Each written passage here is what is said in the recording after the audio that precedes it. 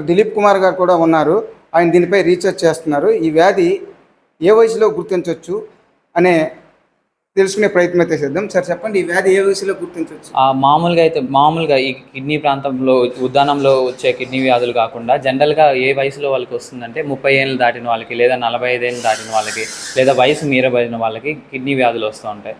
ఈ జనరల్గా ఇవి వయసు మీద పడిన వాళ్ళకి కిడ్నీ వ్యాధులు కాకుండా మనకు ఎలాంటి వాళ్ళకి వస్తుందంటే ఆల్కహాలిక్స్కి, లేదంటే స్మోకర్స్కి, లేదంటే ఎక్స్టెన్సివ్ డ్రగ్ యూజర్స్కి, అలాంటి వాళ్ళకి, లేదంటే మాత్రలు పెయిన్ కిల్లర్స్ అలాంటివి యూజ్ చేసే వాళ్ళకి కిడ్నీ వ్యాధులు వస్తూ ఉంటాయండి. సార్ మీరు దీనిపైన రీసెర్చ్ చేస్తున్నారు కదా? అవునండి. సార్ ఈ ల్యాబ్ ఏంటి, ఈ బ్లడ్ నమూనా ఎంత మోతాదులో తీసుకుంటారు? తప్పకుండా ఒకసారి తప్పకుండా ఇవన్నీ స్పెషలైజ్డ్ కిట్స్ అండి. ఇవన్నీ మనకి ఎక్కడి నుంచి వస్తున్నాయి అంటే యూఎస్ఏ నుంచి వస్తున్నాయి.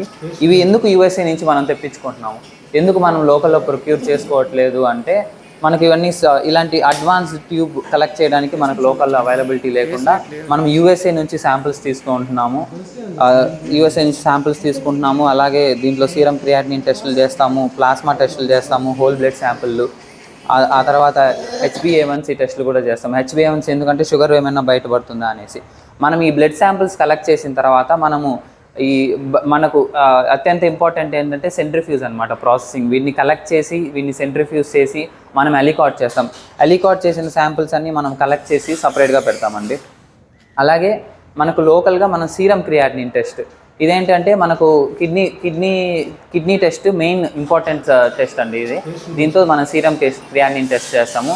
ఇది వచ్చేసి సీరం క్రియాటినిన్ అనలైజర్ అంటారు. కలెక్ట్ చేసిన సీరంని మనం దీనిలో టెస్టులు చేస్తాము.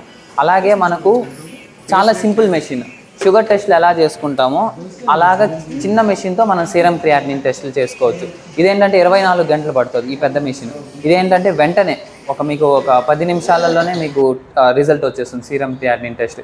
ఇది మేము ఎస్పెషల్లీ చిన్నపిల్లల కోసం వాడుతున్నాం, ఎందుకంటే వాళ్ళకి పెద్ద రక్తపు నమూనాలు తీసుకోలేము కాబట్టి.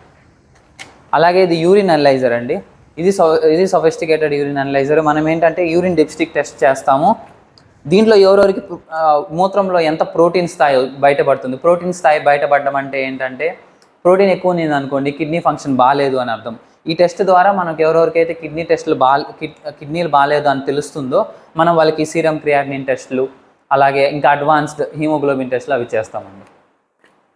జాగ్రత్తలు మేజర్గా మన కిడ్నీ వ్యాధులు ఎందుకు వస్తాయి అని తెలుసుకున్నాము. కిడ్నీ వ్యాధులు రాకుండా ఉండడానికి మనం చేయాల్సిన పనులు: ఫస్ట్ది సరైన తాగునీరు. సరైన తాగునీరు అంటే జస్ట్ తాగునీళ్ళు తాగడం కాదు, సరైన తాగునీళ్ళు, మంచి క్లీన్గా ప్యూరిఫై చేసిన వాటర్ సేవించడం మనకు చాలా ఇంపార్టెంట్.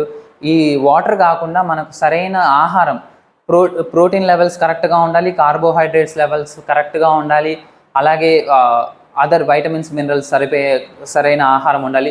వీటన్నిటితో పాటు మనం ఆల్కహాల్ తాగడం ఫస్ట్ నిరోధించాలి, స్మోకింగ్ నిరోధించాలి. స్మోకింగ్ అందరూ అనుకుంటారు లంగ్స్ కదా కిడ్నీలకి ఏం సంబంధం ఉంది అని, కానీ కిడ్నీలు కూడా స్మోకింగ్ వల్ల ఎఫెక్ట్ అవుతాయి, ఆల్కహాల్ వల్ల ఎఫెక్ట్ అవుతాయి. ఇవన్నీ ఆపాలి. నెక్స్ట్ ఏంటి అంటే రెగ్యులర్ ఎక్సర్సైజెస్. చాలామంది ఏమనుకుంటారంటే ఎక్సర్సైజెస్ వల్ల కిడ్నీ వ్యాధులు పెరుగుతాయి అనుకుంటారు, కానీ మనం ఎక్సర్సైజెస్ చేయడం వల్ల కిడ్నీ ఫంక్షన్ కూడా ఇంప్రూవ్ అవుతుందండి.